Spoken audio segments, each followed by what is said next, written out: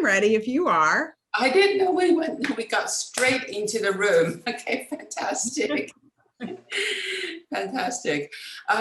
Liz, if you allow me, I'm going to do a little introduction in Chinese, and then I'll come right back to you. Okay, all right. Wonderful. Yeah.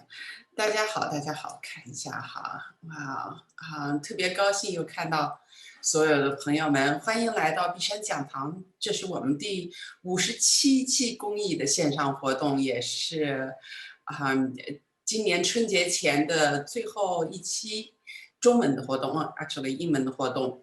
我是张梅 ，Wild China 碧山旅行和碧山讲堂的创始人，欢迎新朋友、老朋友。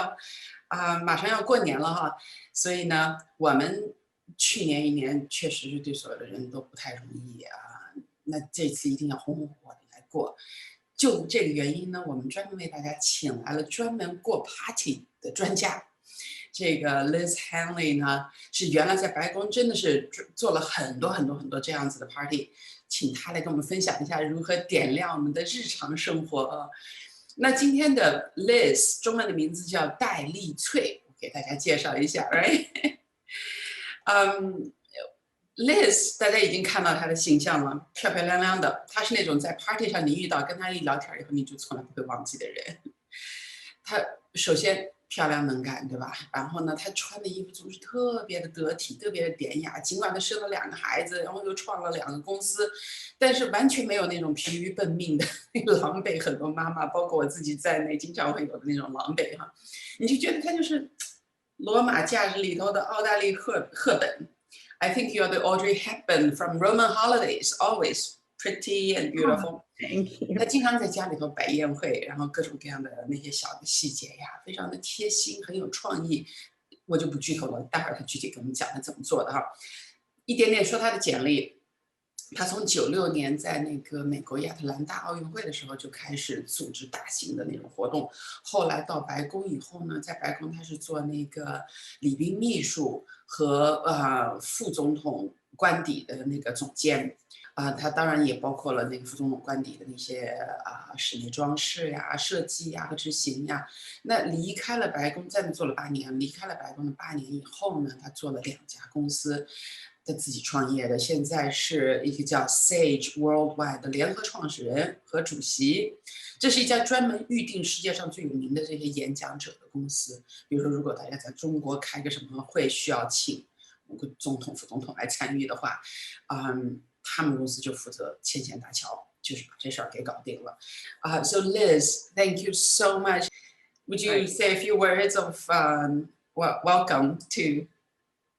Good morning, May, to you. I just want everyone who's watching to know where May is. It's 5:30 in the morning, so it's bright and early for you. And it's 8:30 where I am, and so I'm still having my coffee, May. And I bet some of your friends in China getting ready for the new year might be having a glass of wine. And I'll tell you, that's the most Chinese I've had in a long time. So thank you for that lovely introduction. So Liz, I understand you actually made a video to show us how you do it.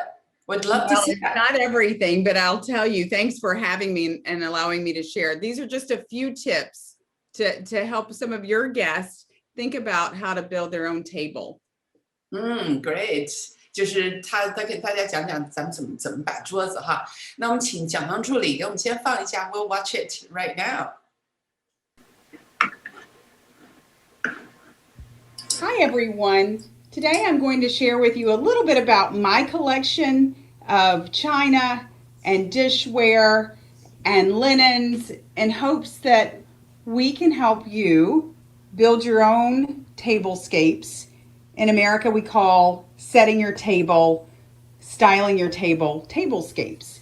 So for me, it's a joy and great pleasure to share with you and hope you can pick up some tips based on how I do it and some ideas that I have to make it not so hard, but more fun and more unique to your style.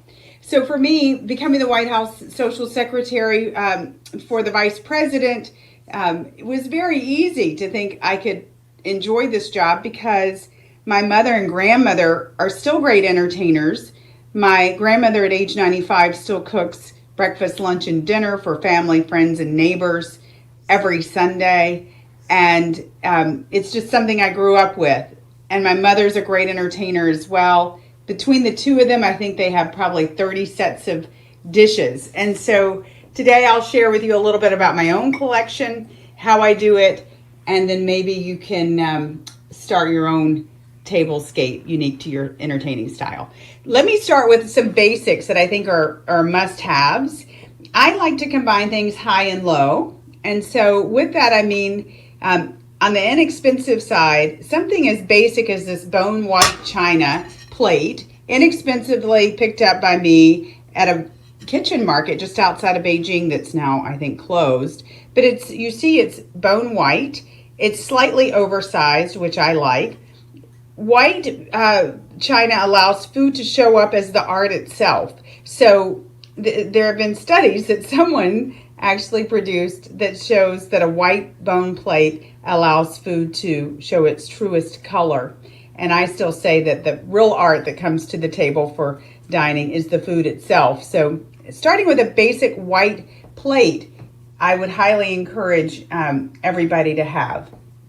Now, in terms of how this all works, you know you need a salad plate and soup bowls and all of those things, but I never buy a full set of anything. I always like to mix and match. And you can see I have a pink vintage lusterware plate here, and I wouldn't be partial to pink if it were not for my 3-year-old daughter, who I've already started this collection for. She already likes to have fancy lunches and dinner parties. But you see how a white base plate can allow you to bring in colors and different themes quite easily. Right now I'm in a coastal town in America where we have a place, and as my husband and my IE can attest, I like to take dishes across borders, and so it's very common for my husband and IE to tell you that I will put plates that I find somewhere in my suitcase and bring them where I'm traveling to for entertaining. So for this one, this is just an inexpensive white salad. Could be a salad or a dessert plate with a blue trim. Where I am currently in a coastal community, you can see we have themes more along the lines of nature, blues, greens, natural raffia, to reflect more of nature's beauty and the sea and sky colors. I'll show you another combination here that I think you'll find interesting. This is a mint green, beautiful charger, oversized. I found at Liangmachao Market. I think I paid maybe $3 for 12 of them. And it goes so well here with my coastal vintage dinner plates. But, you know, if I'm having sushi or a Chinese dish, I'll put my chopsticks right there together. The placemat in this case is actually handcrafted in Sri Lanka. So you can see again, I'm mixing interesting conversation pieces from my travel to themes local to the area.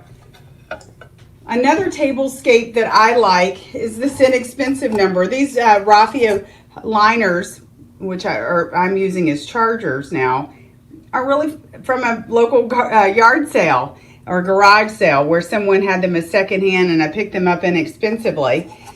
We have a lot of fish here and lobster. So the practicality of these plates are that you can wash them. They're plastic, they go right in the dishwasher, and they're easy to handle. I do love the new quality of designs of plastic plates, and that's where I sort of inch out of my comfort zone from the past. I think my mother and grandmother would have probably never used paper or plastic plates, but they're such good quality now and such great designs. Look at what happens when I put this blue and white on my white charger. It just becomes a whole new idea and color scheme. The Chinese plate that I have here, I think you'll love this story. Again, a great quality plastic plate. It's one that my husband had some 20 years ago when he lived in China. But we're missing China right now, and we love the idea of putting our Chinese takeout right on these fun plates, and my kids can handle it and go sit on TV trays and have dinner. Chinese takeout here being not as good as what we are used to in Beijing, but they at least get the idea and the feeling of the culture when they're eating it on these fun plates that we've kept over the years. The other thing that I think you need to think about as you add to your collection are the linens. I mentioned this placemat was handcrafted. This is another handcrafted, more local design with the blues and whites from old weavers here in the village that I'm in. These are inexpensive, made in China, but picked up at IKEA, and they're wipeable. And so that's really practical if you have young kids. These were made in China and bought in China at a little restaurant market. Again, wipeable. These, just to give you an idea, I got at IKEA also a raffia that I love that was dyed the perfect French blue for what I use here. And then these are a little more high-end in that they're raffia made in a coastal community here. I think linens are really about your personal taste in color, but again, if you can think about decorating your table and making your own tablescape like you would dressing yourself. You wouldn't dress yourself in head to toe Louis Vuitton even if you could afford to, or H&M if you're going on a budget. You mix and match and you layer, and that's what I would encourage you to do with your own tables. You layer based on themes and what you're doing, what the occasion is. I always say it's great to have a wonderful white linen napkin. You can use them for anything. They never are wrong to use. It's never wrong to use a white linen napkin. And these are from our wedding over 10 years ago, and I've saved them and I use them daily.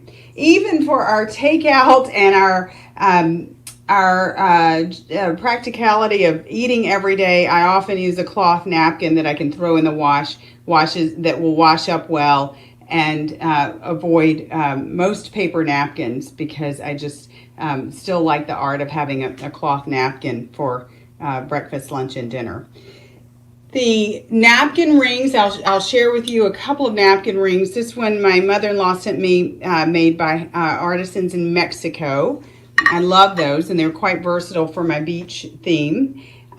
These are raffia that I picked up here in the village, again at a yard sale. And so I think you can see I really do like finding a good bargain, and I also like highlighting artisans around the world. These are handcrafted blue cobalt glasses from Mexico. These have a shell motif because that works well here along the beach.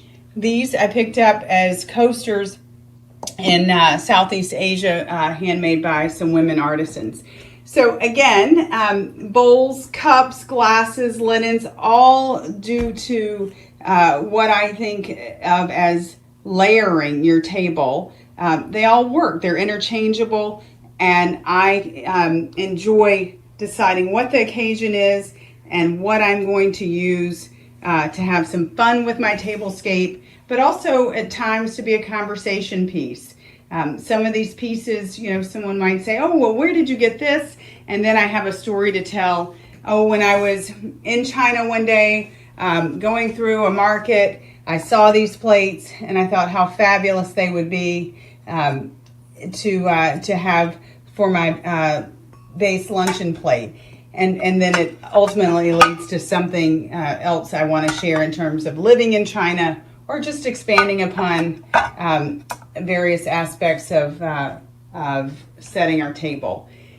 Thank you for letting me share. We'll get more into the conversation of how to select some of these things. We can also talk about silverware, bowls, teacups, and any other questions or thoughts you have about building your own linen and china closet. Thank you. This is amazing, Liz. I always know you have creativity. But for you to present it in a way that I haven't seen before, I got to learn a little bit more. Okay. I'll log out now and then come back on. Okay. Okay, Liz. Hi. Welcome to my Chinese New Year dinner. My family, they're all at school right now or out, and they don't know this, but this is going to be their Chinese New Year of the Ox. We are missing Chinese hot pot. So we're going to create our own hot pot. For the first time, they will have, here it's a fondue pot is what it's called. So I picked up a fondue pot. I would love from your audience some recipes for, a mushroom brothy base. But I was just planning on a broth base recipe. I picked up a great book here. If you can see this, I'll hold it a little closer. A Chinese takeout book. And I was just going to do some of our favorites from Mongolian and Chinese hot pot, vegetables, mushrooms, but maybe some beef. And I'm super excited because the pot is red. So it all color scheme. You can see here on this table, I always have candles, even for my 3-year-old. I've taught her not to touch, but I like candles for everything. I think, even at lunchtime right now, candles still add a sense of warmth. But I've mixed the china for you, May, to see who's worried about mixing china. For Dad and me, I have the bone white china and a heart. Place setting. I do place cards for every member of the family. So even though we always sit at the same place, it's just nice to see Mom. And sometimes I'll have my 3-year-old make the place cards with me, or my son. But it's just a simple little heart, and I've written, Mom on it. And there's Dad, and there's Maybao and Dodo. I'll tell you, Dodo is the name my 3-year-old has given her older brother because she couldn't say Guga. So he's named Dodo. And so Maybao and Dodo and Mama and Baba have their own place cards. But the other thing that I thought I'd like to share with your guest is, just having a little gift at each place setting. These are already tied this way and in red tissue paper. I asked the store to wrap them that way to save me some time. But we like birds. And I know in China, incredible bird watching happening in nature and in the parks there. And these inside are a particular red bird that we get here, cardinals. And we like looking at, especially when it snows, you can see we have snow outside, the colorful birds that come. And red cardinals in particular are usually a reference to someone's watching over me. And so these birds, they'll open them, and I'll encourage them to clip them somewhere, on their desk here at home or by their bed, with a thought, someone's always looking over me. Okay, so that's just a fun little gift. I've also heard the red cardinals singing is a sign of spring. Right. So you can find lots of ways to use a little gift bird and its meaning. So this is May, again, to show you and your audience. For my kids, I mixed it up. I mean, I'm using this plate that has 20 years on it now. My husband had them when he lived in Beijing in the 90s, and he saved them, and my kids love them. So you see, I have 2 here for my kids, and they don't all match, and that works fine, right? Yeah. All of us love using the inexpensive wooden chopsticks. I don't know why. We have fancy chopsticks, but these seem to be the favorite. Mm-hmm. These are, again, found in a market. Maybe someone in your audience actually knows what these were originally created for. I use them as candlesticks, but I found them at Galbadian. They look like for candles, yeah. Maybe these are lovely or something. Mm-hmm. One would be confused maybe that they were even French, but they're Chinese terracotta. Mm. And I for those, and sometimes I put candles in them and sometimes I don't. But you can see here what I've done is using birds because I just love birds. I have a Chinese scroll brush that I got somewhere on my travels in China. And again, it's because of the color, the layering of colors, and the theme being Chinese New Year, what we're trying to celebrate amongst our family, and then of course, I'm sure by the time it comes around that we actually sit down, I will have incorporated the ox as well. But let me just show you all. I don't believe that one has to use a lot of flowers. I go to friends' houses in China, and they have, China has access to such beautiful flowers. I have one arrangement here, and I'm just going to show you really quickly here. This is what the bouquets look like often when you pick them up from the floral market in China. Yeah. Here's what I do. I get containers, and like my china and my silverware, I have a lot of containers. Okay, can you all see this one okay? Yeah. Just this white, it's actually called faux bois. It looks like wood, but it's white painted. And then I'm just going to take a few stems and cut them. I always fill my containers with water, lukewarm water, before I place the flowers. Can you move the container a little bit into the camera so we can see where, as you were putting them in? Sure. So here's what I'm doing. I'm not being particular about this. It's not difficult. I don't spend hours arranging flowers. I take just a couple of things and place them in the container. This will be the extent of my floral arranging. I can do more elaborate things, but I don't need to. I'm looking for just a pop of color, the red and gold for Chinese New Year, and that's it. So we keep it simple so that all the while you can focus on the food. I do a lot of this, by the way, the day before. Wow. So that, the day before. Yeah. How long does this take you? Pardon? How long does this take you? So I did yesterday all of it in 30 minutes. That's quick. It's all being organized beforehand. If you have that closet already, it's really about just grabbing things and placing them. And I just want to share two fun things, and then we can close this part. I say never take things too seriously. And May, I don't know if I've done this when you've come to my home for dinner or lunch, but at the end of the day, it's fun. And these are balls, and my kids will spend hours playing with them. And look at these. These are 20 cents. And that's just a bag of I might have a little container of accessories or fun things like this down in my linen closet. And lastly, I'll just say for Valentine's Day, this is so simple. We're making painted rocks. So you find rocks in nature, you get a paintbrush or a paint pen, and sit down with your kids, and you paint rocks.